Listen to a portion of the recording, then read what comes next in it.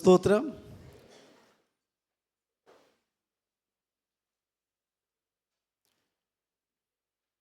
కూడి వచ్చిన విశ్వాసులందరికీ ప్రభు పక్షాన వందనాలు తెలియచేస్తున్నాను. మరి దేవుడు అనుగ్రహించిన మరి యొక్క శ్రేష్టమైన సమయాన్ని బట్టి దేవత దేవునికి వందనాలు. కూడి వచ్చిన మీ అందరూ కూడా ప్రభు పక్షాన వందనాలు తెలియచేస్తున్నాను. మరలా మీ అందరిని కూడా ప్రత్యేకంగా అభినందిస్తున్నాను. ఎంత వేడి ఉన్నా సరే దేవుని సన్నిధికి ఆతృతగా వస్తున్న మీ అందరికీ కూడా ప్రభు పక్షాన వందనాలు తెలియచేస్తూ దేవుడు మిమ్మల్ని మీ కుటుంబాన్ని బహుగా దీవించునుగాక. దేవుని స్తోత్రం. ఈ క్షణము ఈ గడియ లేని వాళ్ళు ఎంతోమంది ఉన్నారు. ఈ క్షణము ఈ గడియ లేని వాళ్ళు చాలామంది ఉన్నారు. ఈరోజు సంతోషంగా మనం ఆయన సన్నిధికి రావడానికి, సంతోషంగా ఆయన సన్నిధిలో మనము ఆయన స్తుతించడానికి, సంతోషంగా తోటి విశ్వాసాలను పలకరించుకోవడానికి, దేవుని సన్నిధిలో ఈ సమయాన్ని గడపడానికి. కానీ దేవుడు మనకి ఆయన కృపచేత, ఆయన కృపచేత మనల్ని అనుదినము కూడా అనుక్షణము కాపాడుతూ ఆయన మన క్షేమాన్ని దేవుడు మనకి అనుగ్రహించాడు. దేవుని స్తోత్రం. మన ఆత్మీయ జీవితంలో స్థిరత్వం అనేది చాలా ముఖ్యమైనది.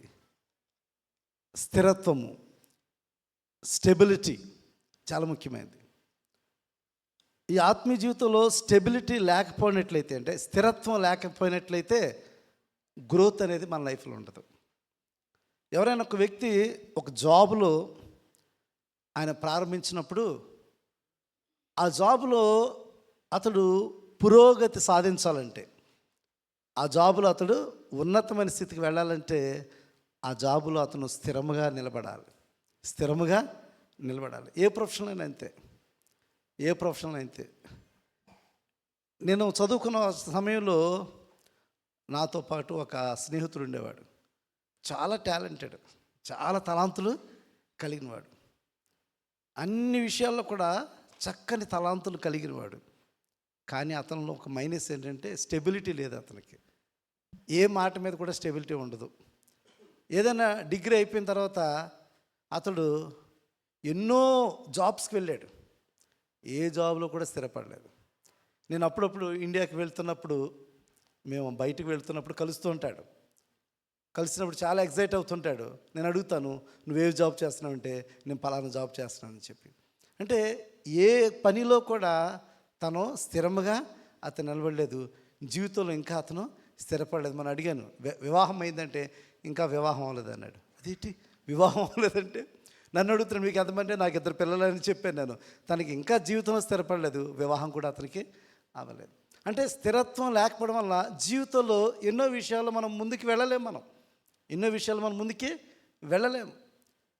అట్ ద సేమ్ టైం ఆత్మీయ జీవితంలో కూడా స్థిరత్వం కావాలి. అంటే విశ్వాసులు ఆత్మీయమైన అభివృద్ధి పొందలేకపోవడం కారణం ఏంటంటే స్పిరిచువల్ లైఫ్లో స్థిరత్వము లేకపోవట. ఇది నాన్న మనం చూడబోతున్నాము. ఆత్మీయ జీవితంలో అస్థిరత్వము ఏంటి? ఈ అస్థిరత్వానికి గల కారణాలు ఏంటి? What are the stumbling blocks to grow in spiritual life? మన ఆత్మీయ జీవితంలో మనం ఎదగలేకపోవడానికి కారణము ఏమై ఉండొచ్చు? ఈరోజు అవన్నీ కూడా మనలో ఉన్నాయో లేదో ఒకసారి చెక్ చేసుకోండి. అందరూ కూడా మరలా పరీక్ష. ఈరోజు కూడా మరలా పరీక్ష. మరలా 5 విషయాలు చెప్పబోతున్నాను నేను. మరలా 5 విషయాలు మీకు చెప్పబోతున్నాను. ఈ 5 విషయాలు మీరు పరీక్ష పెట్టుకోండి మీకు మీరే. Self examination is very important. Spiritual లైఫ్లో గ్రో అవ్వాలంటే సెల్ఫ్ ఎగ్జామినేషన్ పెట్టుకోవాలి. ఎవరో చెప్పడం కాదు మనకి, అమ్మ నీ ఇది తప్పు ఉంది అని ఇతరులు చెప్పి నీ సరి చేయడం కాదు, నువ్వే పరీక్షించుకోవాలి. కాబట్టి ఈరోజు ఇక్కడ ఉన్న మనందరం కూడా విశ్వాసులు, మనందరం కూడా సెల్ఫ్ ఎగ్జామినేషన్ చేసుకోండి కదా. సెల్ఫ్ ఎగ్జామినేషను చేసుకోండి. 5 విషయాలు నేను చెప్పబోతున్నాను. మొట్టమొదటిది, మన ఆత్మీయ జీవితంలో స్థిరత్వం లేకపోవడం అంటే దానికి కారణం, మొట్టమొదటి కారణం ఏంటంటే అంత డౌట్ మటుకు, సందేహం. ప్రతీదీ సందేహమే. దేవుణ్ణి మనం అడుగుతున్నప్పుడు, ఇది నా జీవితంలో అవుతుందా? ఇది నేను పొందుకుంటానా? ఇది నేను సాధిస్తానా? నాకు వీసా అవుతుందా? నేను ఈ జాబ్ ప్రయత్నం చేస్తాను, ఇది జరుగుతుందా నాకు? లేకపోతే నా బిడ్డల భవిష్యత్తు ఎలా ఉంటుంది? అంటే మన జీవితంలో అనేకమైన సందేహాలు మన జీవితంలో ఉంటాయి. నేను ఉండవని నేను చెప్పట్లేదు. కానీ నువ్వు విశ్వాస జీవితంలో స్థిరముగా నువ్వు నిలిచి ఉన్నప్పుడు నువ్వు ఎవరి మీద ఆధారపడ్డావు? నీ మీద నువ్వు ఆధారపడ్డావా, దేవుని మీద ఆధారపడ్డావా? అందుకే కదా సామెతల గ్రంథంలో చెప్తున్నాడు, నీ స్వబుద్ధిని ఆధారము చేసుకోనుక. అంటే మన సొంత బుద్ధి మీద మనం ఆధారపడిపోయి, మన సొంత జ్ఞానం మీద మనం ఆధారపడిపోయి, మన సొంత రిసోర్సెస్ మీద మనం ఆధారపడిపోయి మనం అనుకుంటుంటే నేను ఇది సాధించగలను. మన సొంత బుద్ధి మీద ఆధారపడినప్పుడు ఫెయిల్ అవుతాం ఖచ్చితంగా. మన సొంత బుద్ధి మీద ఆధారపడుతున్నప్పుడు ఖచ్చితంగా ఫెయిల్ అవుతాం. దేవుని మీద సంపూర్ణమైన నమ్మకం కలిగి ఉండాలి. కానీ చాలా సందర్భాల్లో సందేహం అనేది మన జీవితంలో ఎందుకు వస్తుంది, వారి జీవితాలు ఎలా ఉంటాయని చెప్పి భక్తుడైన యాకోబు చక్కని మాటలు రాసి ఉన్నాడు. యాకోబు గ్రంథము 1వ అధ్యాయం, యాకోబు పత్రిక 1వ అధ్యాయము 6-7 వచనాలు చూసినట్లయితే, అయితే అతడు ఏమాత్రము సందేహింపక విశ్వాసముతో అడగవలను. సందేహించువాడు గాలి చేత రేపబడి ఎగిరిపడు సముద్ర తరంగములు. అంటే ఈ సముద్ర తరంగాలకి నెమ్మది ఉండదండి. అస్తమాటికి ఎగురుతూ ఉంటాయి, అస్తమాటికి ఎగురుతూ ఉంటాయి. అస్సలు ఏమాత్రం కూడా నెమ్మదే, అలజడి, ఆందోళన. ఎవరి జీవితంలో అయితే అస్తమాటికి ఆందోళనగా ఉంటున్నారు, అలజడితో ఉంటున్నారు, వాళ్ళు సందేహిస్తున్నట్టు అంతే. దేవుని దగ్గరికి వచ్చి కూడా దేవుడి కార్యం చేస్తాడో లేదు తెలియదండి. ఇది నా జీవితంలో అవుతుందో లేదో నాకు తెలియదు, ఇది నేను పొందుకుంటానో నేను తెలియదు. అంటే అన్ని డౌట్సే నీ జీవితంలో. నీ జీవితంలో అన్నీ కూడా డౌట్సే, అన్నీ కూడా ఆందోళనే, అన్నీ కూడా ఒత్తిడి. దానివల్ల మన జీవితంలో ఎప్పుడు కూడా సందేహాన్ని మనం కలిగి ఉంటాం. చదవండి మాటలు. అట్టి మనుష్యుడు ద్విమనస్కుడై తన సమస్త మార్గములందు అస్థిరుడు గనుక ప్రభువన్న తనకేమైనానో దొరుకునని తలంచుకునరాదు. నువ్వు దేవుని దగ్గరకు వస్తున్నప్పుడు నువ్వు దేవుని సంపూర్ణంగా విశ్వాసం కలిగి ఉండాలి. ఇక్కడ మెయిన్ ఏంటంటే దేవుని యందు సంపూర్ణ విశ్వాసం కలిగి లేకపోవడం. సందేహించడానికి ఆపోజిట్ ఏంటి? విశ్వాసం. విశ్వాసానికి ఆపోజిట్ సందేహించడం. అంటే విశ్వాసం లేకపోవడమే సందేహించడం అన్నమాట. నీకు విశ్వాసం లేనివాడు అస్థిరుడిగానే ఉంటాడు. విశ్వాసం లేనివాడు ప్రతిదీ డౌట్ వ్యక్తం చేస్తుంటాడు, ఇది జరుగుతుందా నా జీవితం లేదో. మరి దేవుని దగ్గరకు వచ్చి ప్రార్థించమన్నప్పుడు, నువ్వు ప్రార్థన చేస్తున్నప్పుడు, దేవుని మీద ఆధారపడుతున్నప్పుడు కంప్లీట్గా ఆయన నమ్మాలి. నువ్వు సంపూర్ణంగా ఆయన్ని నమ్మాలి. ఆయన మీద నమ్మకం లేకుండా నీ విశ్వాస జీవితంలో ముందుకు వెళ్ళడానికి ఏమాత్రం కూడా అవకాశం లేదు. ఆత్మీయ జీవితంలో ఏమాత్రం కూడా అభివృద్ధిని సాధించలేవు. మరి ఎబ్రీ పత్రిక 11:6లో విశ్వాసం గురించి చక్కని మరి ఆ వివరణ ఇస్తూ ఆ డెఫినేషన్లో, విశ్వాసము లేకుండా దేవునికి ఇష్టడై ఉండుట అసాధ్యమని, దేవుని యొద్దకు వచ్చేవాడు ఆయన ఉన్నాడనియు, తను వెదుకువారికి ఫలము దయచేయవాడనియు నమ్మవలెను. కాబట్టి మన విశ్వాస జీవితంలో దేవుని యొద్దకు వచ్చినప్పుడు ఆయన నమ్మదగిన దేవుడని, ఆయన గొప్ప కార్యాలు ఆయన చేయగలడని, అది మనం పూర్తిగా నమ్మినప్పుడు మాత్రమే మన జీవితంలో ఫలాన్ని పొందుకుంటాం. నమ్మకుండా ఫలాన్ని పొందుకోవాలంటే జరగదండి. నమ్మకుండా మనం దేవుని దగ్గర కార్యాలు పొందుకోవాలంటే జరగదు. సందేహిస్తూ ప్రతిదీ కూడా అడుగుతున్నటువంటి నీ సందేహంలోనే నీ యొక్క ఆలోచనలు నూరిపోతుంటాయి. నీ జీవితంలో ఎప్పుడు కూడా అద్భుతాలు నువ్వు చూడలేవు, గొప్ప కార్యాలు నువ్వు చూడలేవు. కాబట్టి మనం ప్రార్థన చేస్తున్నప్పుడు, లేకపోతే దేవుణ్ణి అడుగుతున్నప్పుడు, దేవుని మీద ఆధారపడుతున్నప్పుడు నీలో సందేహం అనేది ఉండకూడదు. అంటే 2 తలంపులు ఎప్పుడు కూడా ఉండకూడదు, 2 ఆలోచనలు ఎప్పుడు కూడా నీకు ఉండకూడదు. సంపూర్ణమైన విశ్వాసము, సంపూర్ణమైన నమ్మకము దేవుని మీద కలిగి ఉన్నప్పుడే మన దేవుని దగ్గరికి మనం వస్తున్నాము. వచ్చిన వారు అట్టి రీతిగా ఉండాలి. మరి ఏలియా అనే భక్తుడు ఆ రోజు ఇశ్రాయేలు అందరినీ కూడా ఒకటే అన్నాడు, మీరు 2 తలంపులు ఎందుకు కలిగి ఉన్నారు? మీరు 2 తలంపులు ఎందుకు కలిగి ఉన్నారు? మరి యెహోవా దేవుడు నిజమైన దేవుడైతే ఆయన్నే మీరు పూజించండి. ఒకవేళ బయలు దేవుడు నిజమైన దేవుడైతే ఆయన్నే మీరు పూజించండి. కానీ 2 తలంపులు మీకు వద్దు అని చెప్పి భక్తుడైన ఏలియా వారందరినీ కూడా ప్రశ్నిస్తున్న సందర్భాన్ని మనం చూస్తున్నాం. చాలా సందర్భంలో 2 తలంపులు మనం కలిగి ఉంటాం. ఒక పక్కనేమో దేవుని నమ్ముకుంటూ ఉంటాం, దేవుని దగ్గరకు వస్తూ ఉంటాం, మళ్ళీ పక్కన ఏం చేస్తామంటే జ్యోతిష్కుని చూపించుకుంటాం కదా. ఈరోజు మంచి రోజా లేదండి, ఈరోజు మంచి రోజా కాదా? ఈ కార్యాన్ని నేను తలపెడుతున్నానండి, మా ఇంట్లో వివాహం చేస్తున్నాము, ఇది మంచి రోజా కాదా? మళ్ళీ ఇది ఎందుకు? మా ఇల్లు గృహప్రవేశం చేస్తున్నామండి, ఇది మంచి రోజా కాదా? అంటే ఈ లోకంలో మంచి రోజులు చెడు రోజులు ఏమి కూడా లేవు, అన్ని రోజులు మంచివే. దేవుడు తన సృష్టి అంతటిని చేసి అన్నీ మంచిగానే తలంచి ఉన్నాడు. ఆయన ఈ సృష్టి అంతటిని చేసి అన్నీ మంచిగానే ఆయనకి తోచినది, చెడ్డదేది కూడా ఇక్కడ లేనే లేదు. చాలా సందర్భాల్లో మనం రెండు తలంపులు కలిగి ఉంటాం. దేవుని దగ్గరకు వచ్చినప్పుడు ఇది జరుగుతుందా జరగదా, దేవుని దగ్గరకు వచ్చినప్పుడు నా జీవితంలో ఇది పొందుకుంటానా లేదా అని చెప్పి సందేహించే మనస్తత్వాన్ని మనం కలిగి ఉంటాం.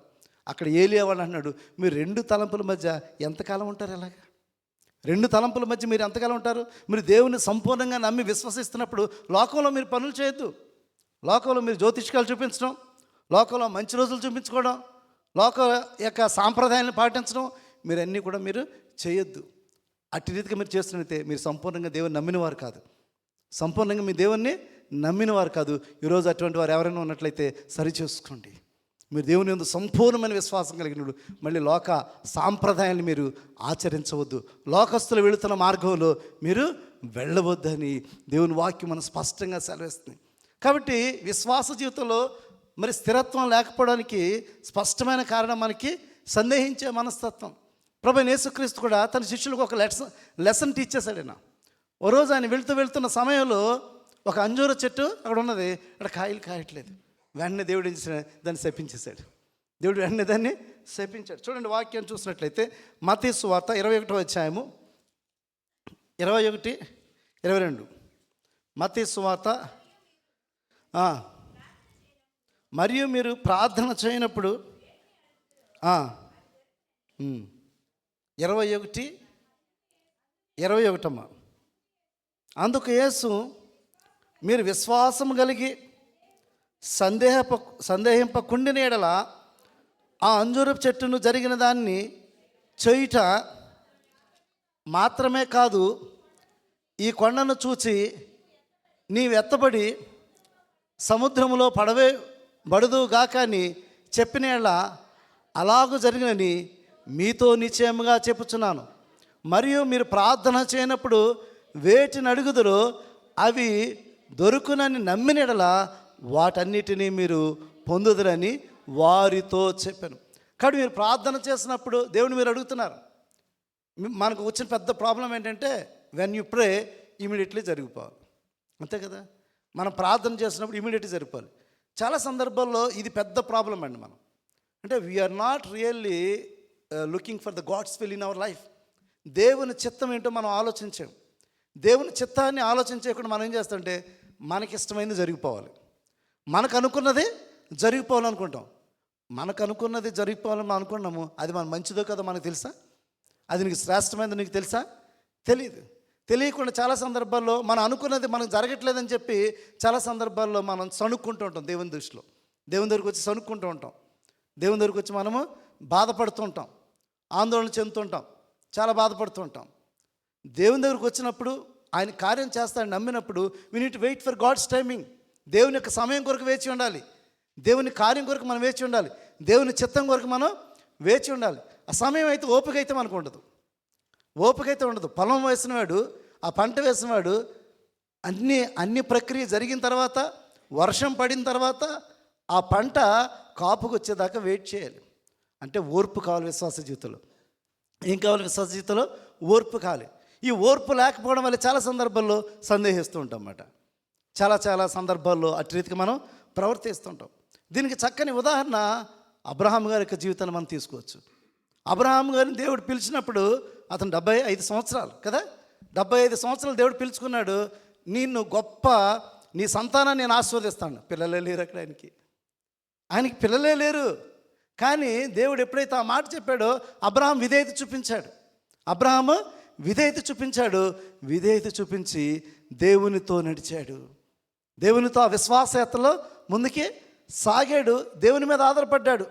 అయితే మధ్యలో ఒక చిన్న మిస్టేక్స్ జరిగినాయి, కాదనట్లేదు. మధ్యలో చిన్న మిస్టేక్స్ జరిగినాయి. తన భార్య ప్రేరేపణ చేత హాగర్ని చేసుకున్నాడు. ఆ బిడ్డను కూడా ఇష్మాయిల్ని కన్నాడు. దేవుడు చెప్పాడు, ఇష్మాయిలు నీకు వాగ్దాన పుత్రుడు కాదు. ఇష్మాయేలు నీకు వాగ్దాన పుత్రుడు కాదు, నేను నీకు సంతానాన్ని అనుగ్రహిస్తాను, వాగ్దాన పుత్రుడు నేను నీకు అనుగ్రహిస్తాను దేవుడు చెప్పాడు. అబ్రాహాము జీవితాన్ని ఒకసారి మనం చూసినప్పుడు రోమాపత్రిక 4వ అధ్యాయము 18-21 వచనాలు చూసినట్లయితే,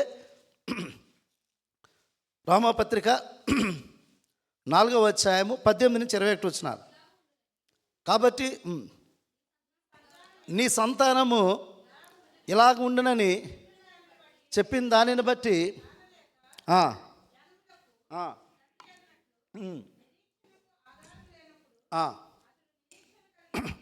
అతని నిరీక్షణకు ఆధారం లేనప్పుడు అతని నిరీక్షణ కలిగి నమ్మాను. మరియు అతడు విశ్వాసమునందు బలహీనుడు కాక, చూసారా, అతని విశ్వాసమునందు బలహీనుడు కాక రమారమే 100 ఏండ్ల వయసు గలవాడి ఉండి అప్పటికి తన శరీరము మృతతుల్యమైనట్లు, శారా గర్భమును మృతతుల్యమైనట్లు ఆలోచించను. కానీ ఆ విశ్వాసం వలన దేవుని వాగ్దానం గురించి సందేహింపక, అంటే దేవుడిచ్చిన వాగ్దానాన్ని సందేహింపక అతడు ఆయన వాగ్దానం చేసిన దాన్ని నెరవేర్చుటకు సమర్థుడని రూఢిగా విశ్వసించి విశ్వాసం వలన బలము పొందాను. దేవుని స్తోత్రం. కాబట్టి దేవుని యొక్క వాగ్దానము నీ సంపూర్ణంగా నమ్మి ఆయన సమర్థుడని ఆయన మీద ఆధారపడి విశ్వాసయాత్రలో ముందుకు వెళ్ళాడు. కాబట్టి ఈరోజు ఇక్కడ ఉన్న మనందరం కూడా సందేహాలొద్దు. మన మనసులో ఏమైనా సందేహాలు ఉన్నట్లయితే ఈరోజు తీసివేసుకోండి. నీ కుటుంబ విషయంలో నీకు సందేహాలు, నీ వ్యక్తిగత విషయంలో నీకు సందేహాలు, లేకపోతే నీ ఆరోగ్య విషయంలో నీ సందేహాలు, నీ బిడ్డల విషయంలో నీకు సందేహాలు, నీ ఉద్యోగ విషయంలో నీకు సందేహాలు, నీ భవిష్యత్ విషయంలో నీకు సందేహాలు, ఇవన్నీ ఉంటాయి. ఈరోజు ఆ సందేహాలన్నీ తీసివేసుకోండి. దేవుని సంపూర్ణంగా నమ్మినప్పుడు, దేవుని మీద సంపూర్ణంగా మీరు ఆధారపడినప్పుడు దేవుడు మీ జీవితంలో అద్భుతాలు చేస్తాడు. Wait for God's timing. దేవుని సమయం కొరకు వేచి ఉందము, సందేహము వద్దు. కూడా ఆత్మీయ జీవితంలో సందేహం అనేది మనకు స్టంబ్లింగ్ బ్లాక్గా మన జీవితంలో ఉన్నదనే విషయాన్ని మనం గమనించాలి. రెండవది చూస్తున్నప్పుడు ఆత్మీయ జీవితంలో అస్థిరత్వానికి మరొక కారణం చూసినప్పుడు మార్గములను మార్చుకునుట. అంటే మనం ఒకే మార్గాన్ని ఎంచుకున్నప్పుడు అదే మార్గంలో మనం వెళ్ళాలి. ఒకే మార్గాన్ని ఎంచుకున్నప్పుడు అదే మార్గంలో మనం వెళ్ళాలి. చాలా సందర్భాల్లో దేవుని మార్గాన్ని ఎంచుకుని మనం కొన్ని సందర్భాలు ఏం చేస్తామంటే మనిషి మార్గాన్ని ఎంచుకుంటూ ఉంటాం. మనం దేవుని మార్గాన్ని ఎంచుకున్న మనం చాలా సందర్భాల్లో లోక మార్గాన్ని ఎంచుకుంటూ ఉంటాం. మనం లోక సాంప్రదాయాలను ఎంచుకుంటాం మనం కదా. చాలా సందర్భాలు అంటే మన యొక్క మార్గాలు మనము మార్చుకుంటాం. నువ్వు దేవుని నమ్ముకుని దేవుని విశ్వసించి దేవుని తోట నీవు ప్రయాణం చేస్తున్నప్పుడు ఎన్ని శ్రమలు వచ్చినా నువ్వు నిలబడాలి, ఎన్ని పరిస్థితులు వచ్చినా నువ్వు నిలబడాలి. చాలా సందర్భాల్లో విశ్వాస జీవితంలో ముందుకి వెళ్ళలేకపోవడానికి కారణం ఏంటంటే వారి యొక్క విశ్వాస జీవితంలో దేవుని మార్గాన్ని సంపూర్ణంగా వెంబడించలేకపోవడం అన్నమాట. దేవుని మార్గాన్ని సంపూర్ణంగా వెంబడించలేకపోవడం, అదే మార్గంలో వెళ్ళలేకపోవడం, మార్గాలు మార్చుకోవడం. చాలామంది చర్చెస్ విషయంలో కూడా ఈ చర్చ్ కాకపోతే ఇంకో చర్చ్, ఈ చర్చ్ కాకపోతే ఇంకో చర్చ్, చర్చలు కూడా మార్చేస్తూ ఉంటారు. ఇంకా వాళ్ళు విశ్వాస జీవితంలో ఆత్మీయ జీవితంలో ఎదగరండి. వారు విశ్వాస జీవితంలో వాళ్ళు ఎదగరు. కాబట్టి మన జీవితంలో కూడా విశ్వాస జీవితంలో స్థిరంగా ఉండాలంటే దేవుని మార్గాన్ని మనం పట్టుకుని ముందుకు వెళ్ళాలి. అంతేకాని దేవుని మార్గాన్ని విడిచిపెట్టి వేరు మార్గాల మీద మనము ఆధారపడకూడదు. ఇక్కడ ఇర్మియా భక్తుడు ఆ మాట చెప్తున్నాడు, ఆ ఇశ్రాయేలును ఉద్దేశించి. ఇర్మియా గ్రంథము 2వ అధ్యాయము 36వ వచనం ఆ మాట చెప్తున్నాడు.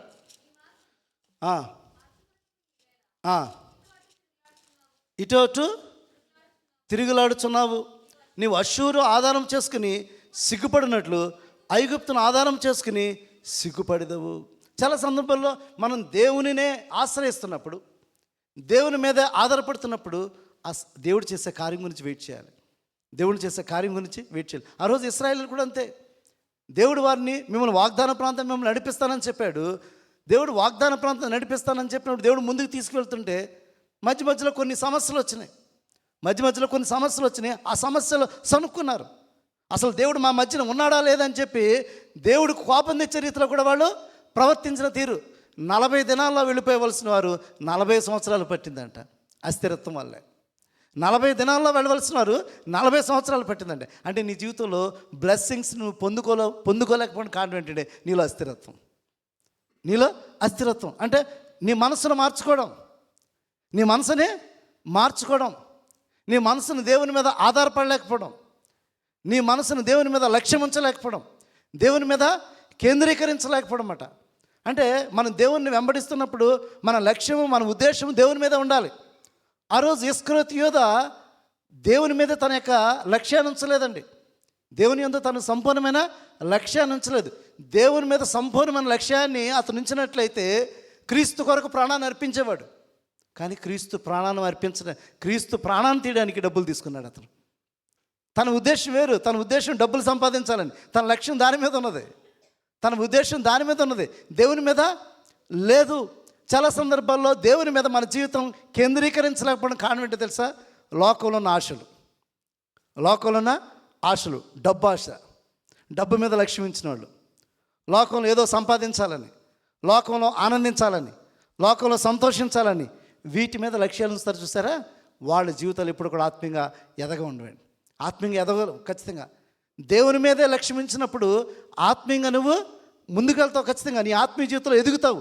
చాలామంది ప్రార్థన చేయండి అంటే ప్రార్థన చేయని వాళ్ళు చాలామంది ఉన్నారు తెలుసా? నేను చూసి బాధపడుతుంటాను. విశ్వాసంలో ఎన్నో సంవత్సరాలుగా దేవుని బిడ్డలు, ఎన్నో సంవత్సరాలుగా చర్చికి వస్తుంటారు, ఎన్నో సంవత్సరాలుగా బైబిల్ చదువుతుంటారు. బైబిల్ అంత తెలియదు. అసలు బైబిల్ ఏ గ్రంథం ఉందో కూడా తెలియదు. బైబిల్లో ఏ గ్రంథం ఉందో తెలియదు. ఎలా ప్రార్థన చేయాలో కూడా తెలియదు. నిజంగా చెప్తున్నాను. అంటే ఐ ఫీల్ పిటీ. అటువంటి విశ్వాసాలు ఉంటున్న వారిని బట్టి నేను చాలా బాధపడుతుంటాను. చాలా సంఘ కాపరిగా నేను ప్రతి విశ్వాసం కూడా ఎలా ప్రేయర్ చేయాలో నేర్పిస్తున్నాను, ఎలా వాక్యం చదవాలో నేర్పిస్తున్నాను, ఏ విధంగా ఆత్మీయంగా జీవించాలో నేర్పిస్తున్నాను. ఇవన్నీ మనం ఆత్మీయంగా నేర్చుకుంటున్నప్పుడు మన విశ్వాస జీవితంలో మనం ముందుకి ఎదగగలం. చాలా సందర్భాలు అట్రీతిగా లేకపోవడం వల్ల ఏంటంటే విశ్వాస జీవితంలో మనము ముందుకు ఎదగలేకపోవడం వల్ల విశ్వాస జీవితంలో కష్టాలు వచ్చినాయి అనుకోండి పడిపోతుంటాం, శోధనలు వచ్చినాయి అనుకోండి వెనకడుగు వేసేస్తుంటాం, ముందుకు వెళ్ళలేమన్నమాట. ఎన్ని కష్టాలు ఎన్ని ఇబ్బందులు వచ్చినా సరే స్థిరముగా నిలబడినప్పుడు యోబు స్థిరముగా నిలబడ్డాడు. తనకొచ్చిన శ్రమలలో, తనకొచ్చిన ఇబ్బందులలో స్థిరముగా నిలబడ్డాడు. తన విశ్వాస జీవితంలో ఏమాత్రం కూడా వెనుకడుగు వెయ్యలేదు. దేవుడు అందుకే రెండంతల రీతిగా యోబుని దేవుడు ఆశీర్వదించాడు. నష్టాలు వస్తాయి, కష్టాలు వస్తాయి, అవమానాలు వస్తాయి, నిందలు వస్తాయి. ఇవి భరించడానికి ఇష్టం ఉండదు మనకి. ఇది భరించడానికే ఇష్టం ఉండదు. ఇంజక్షన్ చేయించుకోవడానికి ఇష్టం ఉండదు. మరి ఎప్పుడు తగ్గుతుందండి? ఆపరేషన్ చేయించుకోవడానికి ఇష్టం ఉండదు. మరి ఎప్పుడు నయం అవుతుంది? మన జీవితంలో కొన్ని సందర్భాల్లో ఆపరేషన్స్ చేయించుకోవాలి. మన జీవితంలో కొన్ని శ్రమలు అటు రీతిగా మనం అనుభవించాలి, వాటిని ఎదుర్కోవాలి, వాటిని ఓవర్కమ్ చేయాలి. ఎప్పుడైతే అటు అనుభవాలు మనం కలిగి ఉంటామో మన జీవితంలో గొప్ప కార్యాలు దేవుడు మన పక్షాన ఆయన చేయడానికి నువ్వు అనుమతించాలి, నువ్వు అంగీకరించాలి. నీ జీవితాన్ని సంపూర్ణంగా సమర్పించుకున్నప్పుడు నీ ఆత్మీయ జీవితంలో నువ్వు ఎదిగేవాడుగా ఉంటావు. కాబట్టి రెండోది చూసినప్పుడు మనసులు మార్చుకుని మార్గాలు మార్చుకుని దేవుని యందు లక్ష్యం ఉంచకుండా వేరు విషయాల్లో వ్యక్తుల మీద ఆధారపడడం. కొంతమంది వ్యక్తుల మీద ఆధారపడి జీవిస్తుంటారు. ఈ వ్యక్తి ఉంటే నాకు చాలు, నా జీవితం నడిచిపోతుందని. ఎంతకాలం నీ బ్రతుకు బాగుంటుంది? ఆ వ్యక్తితో నువ్వు ఎంతకాలం బ్రతుకు బాగుంటుంది? లేకపోతే ఆమెతో ఉంటే నీకు ఎంతకాలం నీ బ్రతుకు బాగుంటుంది? ఒకసారి నువ్వు ఆలోచించే. వారే నిన్ను పోషించగలరా? వారే నిన్ను జీవితాన్ని ఇవ్వగలరా? ఇవ్వలేరు. వ్యక్తులను నమ్ముకోకు, మనుషుల్ని నమ్ముకోకు. యెహోవాను ఆశ్రయించటం మేలని దేవుని వాక్యం సెలవిస్తుంది. కాబట్టి రెండోదిగా మార్గములు మార్చుకునే మనస్తత్వాన్ని వాళ్ళు కలిగి ఉంటారు.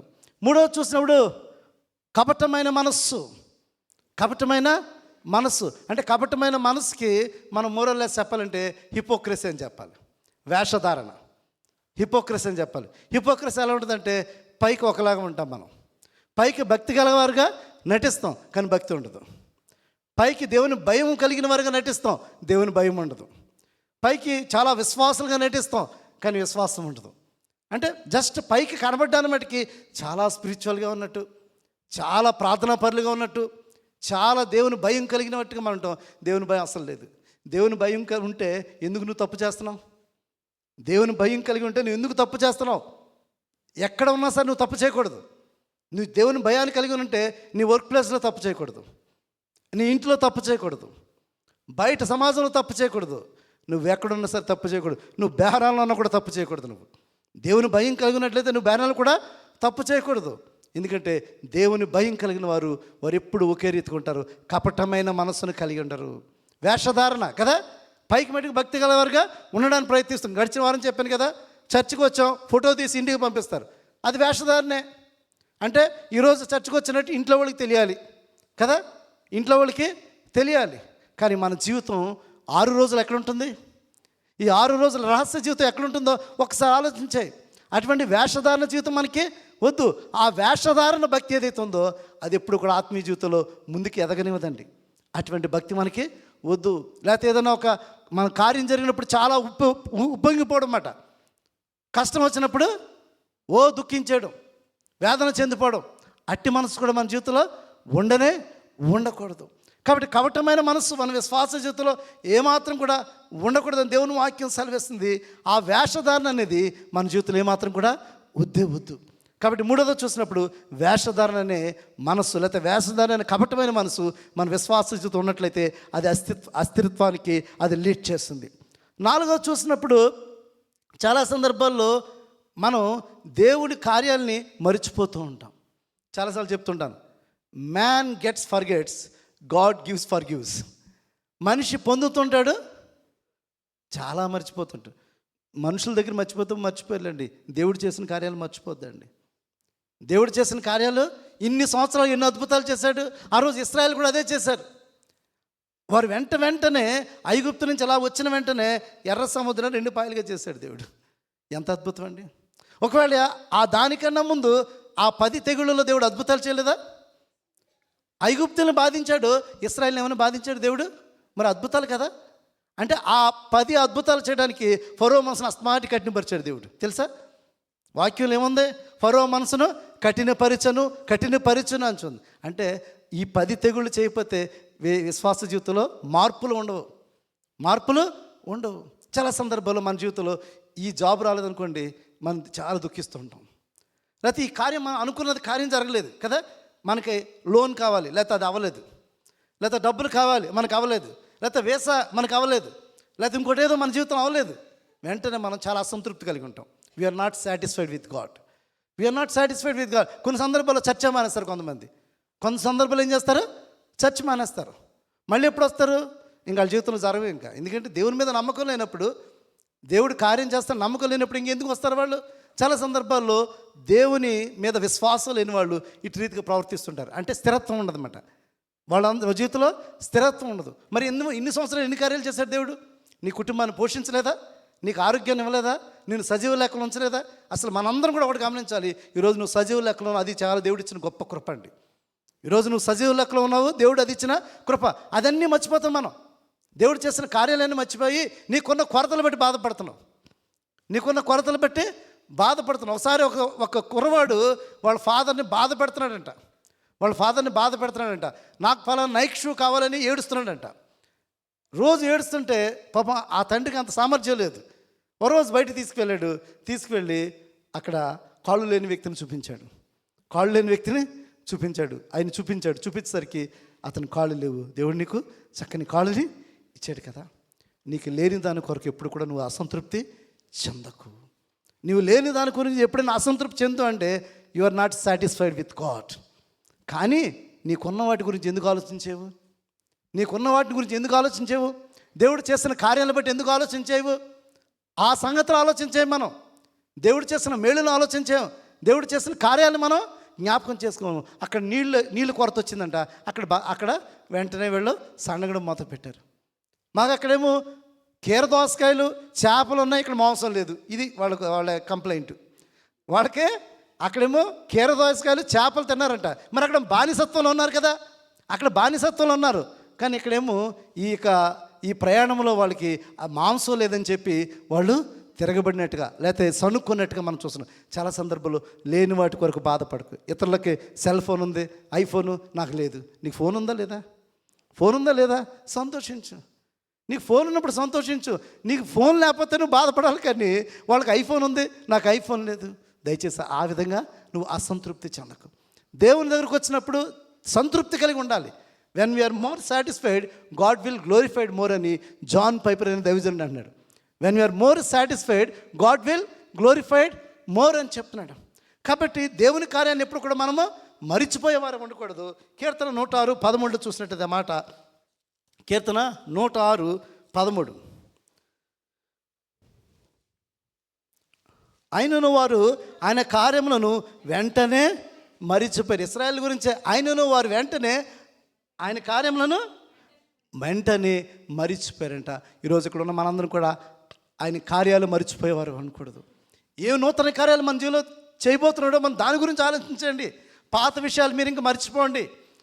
పాత విషయాలు అంటే కష్టాలు, బాధలు, వాటిని మర్చిపోండి. కానీ దేవుని చేసిన కార్యాలు మీరు మరవద్దు, మీరు ముందుకి సాగుతుండాలి. కాబట్టి 4వది చూసినప్పుడు దేవుని కార్యాలని మరిచేవారుగా ఉండకూడదు. ఎప్పుడు కూడా మననం చేసుకుంటూ కృతజ్ఞతాస్తుతులు మనము చెల్లిస్తూ ఉండాలి.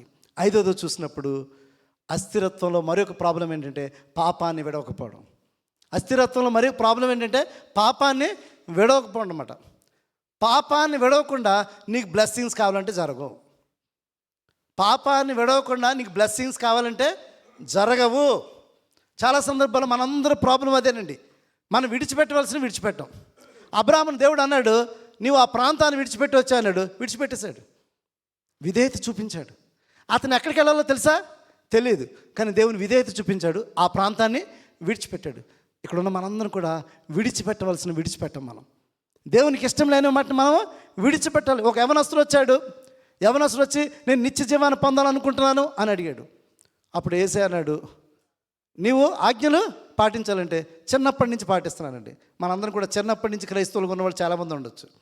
చిన్నప్పటి నుంచి క్రైస్తవులుగా సండే స్కూల్కి వెళ్ళిన అనుభవం ఉండొచ్చు, యూత్ ఫెలోషిప్కి వెళ్ళిన అనుభవం ఉండొచ్చు, చర్చ్లో రెగ్యులర్గా యాక్టివిటీలో పార్టిసిపేట్ చేసిన అనుభవం ఉండొచ్చు, కొయిర్లో పార్టిసిపేట్ చేసిన అనుభవం చాలామందికి ఉండొచ్చు. వారికంటే అన్యులుగా వచ్చిన వారు ఇంకా గొప్ప విశ్వాసం కలిగి ఉన్నారు తెలుసండి. అన్యులైన వారికి ఇంకా గొప్ప విశ్వాసం కలిగి ఉన్నారు. వారి విశ్వాసం చూసిన మన ఆశ్చర్యం కలుగుతుంది. బైబిల్ అనేక మంది వ్యక్తుల యొక్క జీవితాలను చూసినప్పుడు దేవుడు ఆశ్చర్యపోయాడు. ఆ రక్తస్రావం కలిగిన స్త్రీ ఏమనుకుందంటే ఆయన వస్త్రపు చెంగు ముట్టితే చాలు. ఎంత గొప్ప విశ్వాసం అండి, ఎంత గొప్ప విశ్వాసం చెప్పండి. నిజంగా కోవిడ్ టైంలో కొంతమంది చర్చి మూసినప్పుడు బయటకు వచ్చి గోడలు ముట్టుకుని ప్రార్థన చేసుకుని వెళ్ళేవారు. గోడలు ముట్టుకుని ప్రార్థన, కొంతమంది అయితే మోకరించి ఏడ్చుకుంటూ ప్రార్థన చేసే అనుభవాన్ని నేను చూశాను. నీలో అంత గొప్ప విశ్వాసం కావాలి. ఆ రక్తస్రావం కలిగిన స్త్రీ వస్త్రపు చెంగు ముట్టితే చాలు. యేసుక్రీస్తు నన్ను ముట్టవసరం లేదు, ఆయన వస్త్రపు చెంగు నేను ముట్టితే చాలని చెప్పి ఆమె ఆ విశ్వాసంతో వచ్చి ఆ వస్త్రపు చెంగును ముట్టింది. ఆ దేవుని ప్రభావం ఆమెలోనికి వెళ్ళి అద్భుతమైన కార్యాన్ని పొందుకుంది. She made an effort. Yesu యొద్దకు రావడానికి ఒక ప్రయత్నం చేసింది. ఆ ప్రయత్నంలో ఆ విశ్వాసము, ఆ బలమైన విశ్వాసము ఆమెలో ఉంది కాబట్టి ఒక అద్భుతమైన కార్యాన్ని ఆమె చూసింది. చాలా సందర్భాల్లో విశ్వాస జీవితం దేవుని దగ్గరికి వస్తున్న మనం పాపాన్ని విడిచిపెట్టకుండా దేవుని బ్లెస్సింగ్స్ను ఏమాత్రం కూడా పొందుకోలేదు. కానీ దేవుని పిలుస్తున్నాడు, రండి మన వివాదము తీర్చుకుందాము. ఆయన ఏం చెప్తున్నాడు? రండి మన వివాదము తీర్చుకుందాము, మీ పాపములు ఎలాంటివైనా సరే. యెషయా గ్రంథము 1వ అధ్యాయము యెహోవా ఈ మాట సెలవిస్తున్నాడు, రండి మన వివాదము తీర్చుకుందాము. మన పాపములు రక్తం వల్లే ఎర్రనమైనను, అవి హిమం వలె తెల్లబడును, కెంపు వలె ఎర్రనమైనను, అవి గొర్రెబొచ్చు వలె తెల్లనవగును. ఈ మాట అండర్లైన్ చేసుకుని, మీరు సమ్మతించి నా మాట విని ఎడల, మీరు సమ్మతించి నా మాట విని ఆ పాపాన్ని విడిచిపెట్టండి. ఆయన అందే కదా ఆయన పిలుస్తున్నాడు. ఆయన పిలిపేంటి? మీ పాపములు ఎటువంటివైనా సరే నేను తెల్లగా మారుస్తాను, నేను జ్ఞాపకం చేసుకోను. ఇంకా చాలామంది అంటారు, మా పాపాలు క్షమిస్తాడండి దేవుడు. Yes, god will forgive your sins. ఎంతటి పాపినైనా కూడా క్షమించే గొప్ప దేవుడు. ఆ శిలువ మీద ఉన్న దొంగ రిక్వెస్ట్ చేశాడు, దేవా నీ చిత్తమైతే నీ రాజ్యంలో నన్ను జ్ఞాపకం చేసుకొని చెప్పు, నేడే నీవు నాతో కూడా పరదే. కానీ ఈ దొంగ ఏం చేశాడు? నన్ను కిందకి దించు, మరలా నేను దొంగతనం చేసుకుంటాను. నన్ను కిందకి దించు, నాకు ఆరోగ్యాన్ని ఇవ్వి, మళ్ళీ పాపంలో నేను కంటిన్యూ అవుతాను, ఈ వ్యభిచారంలో నేను కంటిన్యూ అవుతాను. నాకు జాబ్నివ్వి, ఈ వ్యభిచారంలో నేను కంటిన్యూ అవుతాను. ఒకసారి ఆలోచించండి. పాప జీవితాన్ని విడిచిపెట్టకుండా దేవుని బ్లెస్సింగ్స్ రావు. ఇక్కడ వాక్యం ఏదో చెప్తుంది, మీరు సమ్మతించి నా మాట విని నీడలా మీరు భూమి యొక్క ప్రతి మంచి పదార్థమును అనుభవించి, అంటే దేవుడు చెప్తున్నాడు, I will bless you if you obey my words. నా మాటలకు విధేయ చూపించి పాపాన్ని విడిచిపెట్టినప్పుడు, నా మాటను విధేయ చూపించి పాపాన్ని విడిచిపెట్టినప్పుడు ఐ విల్ బ్లెస్ యూ అని చెప్తున్నాడు. అదేవిధంగా సామెతలు 28:13 చూసినట్లయితే 28:13 అతిక్రమంలో దాచిపెట్టువాడు వర్ధలడు, వాటిని ఒప్పుకొని విడిచిపెట్టువాడు కనికరాన్ని పొందుకుంటాడు. ఆ కనికరమే దేవుని బ్లెస్సింగ్స్, ఆ కనికరమే దేవుని యొక్క బ్లెస్సింగ్. అతిక్రమాన్ని ఒప్పుకొని చాలామంది పాపనండి అనుకుంటారు, కానీ దాన్ని విడిచిపెట్టరు. చాలా సందర్భాల్లో మన ఆత్మీయ జీవితంలో ఎదగలేకపోవడానికి కారణం ఏంటంటే విడిచిపెట్టం. పాపాన్ని ఒప్పుకుంటారు, నేను పాపనండి, నేను పాపనండి, నేను పాపనండి, నేను దుర్మార్గునండి, నేను వ్యభిచారినండి అని అంటూనే అంటాం, కానీ ఆ పాపాన్ని మనం విడిచిపెట్టము. పాపాన్ని విడిచిపెట్టినప్పుడే మీరు దేవుని కనికరాన్ని పొందుకుంటారు. మీరు నా సమ్మతించి నా మాట వినినేలా భూమి యొక్క మంచి పదార్థములు మీరు అనుభవించదని చెప్తున్నాడు. కాబట్టి ఇది నాన్న చివరిగా చూసినట్లయితే పాపములు విడువని వారికి దేవుని బ్లెస్సింగ్స్ ఉంటాం, పాపను విడువని వారికి దేవుని బ్లెస్సింగ్స్ ఉండవు. కాబట్టి 5 విషయాలు: సందేహము, మార్గములు మార్చుకున్నవాడు, మనస్సు కపటమైనది, దేవుని కార్యములు మరచువారు, పాపముని విడవని వారు ఆత్మీయ జీవితంలో ఎప్పుడు కూడా అస్థిరులుగా ఉంటారు. దేవుని ఆశీర్వాదాలు పొందుకోలేరు. దేవుడి మాటలు దీవించును గాక. ఆమేన్.